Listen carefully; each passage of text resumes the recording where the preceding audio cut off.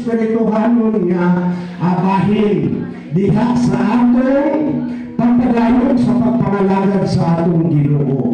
Sa gibasa nato sa Book of Proverbs chapter 16 verse 6, ang pulong sa Dios nag-describe kini mahitungod sa grasya o sa pagkamatarong sa Ginoo nga maoy nagtabon sa sala.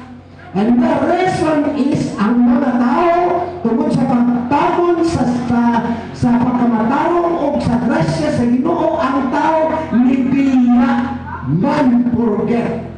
No, nagbiya sila sa ilahang sala. So, this time, ang atong focus, ang atong objective is atong strengthen ang atong prayer, ang atong kahadlok diha sa atong Dios.